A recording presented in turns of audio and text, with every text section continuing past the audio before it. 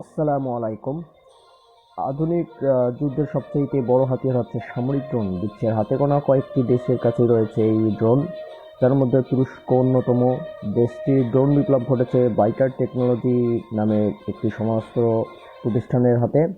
এই কোম্পানিটি তৈরি করেছে বাইরাক্টার TB2 মডেলের অ্যাটাক ড্রোন, যা বর্তমান সময়ে বিশ্বে জনপ্রিয়।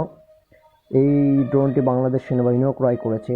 এই ড্রোনটি দ্বারা যুদ্ধ এলাকায় নজরদারি সহ সফলভাবে নিখুঁত লক্ষ্যবস্তুতে অভিযান চালাতে পারবে বাংলাদেশ সেনাবাহিনী।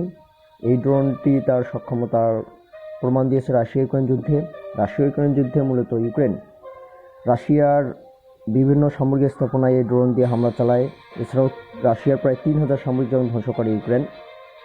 তাই বলা যায় ড্রোনটি খুবই অত্যাধুনিক একটি drone.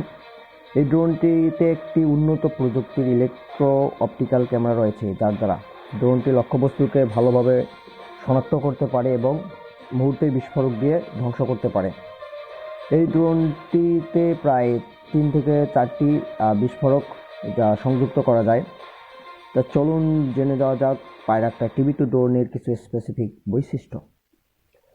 ড্রোনটি smart laser guided missile বহন করে, যার পরিমাণ প্রায় 4 থেকে 5টি পর্যন্ত হতে পারে। ড্রোনটি ঘন্টায় 139 কিলোমিটার থেকে 222 কিলোমিটার উড়তে পারে। বাইরাক্টার TB2 ড্রোনটি সর্বোচ্চ 27 ঘন্টা উড়ার রেকর্ড রয়েছে। ড্রোনটি 18,000 ফুট উপরে উড়তে পারে।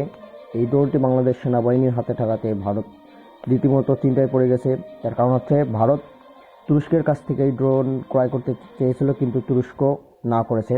তাই ভারত চিন্তায় পড়ে গেছে যে এই ড্রোন বাংলাদেশের হাতে থাকায় বাংলাদেশের সামরিক সক্ষমতাও অনেকটা বৃদ্ধি পেয়েছে।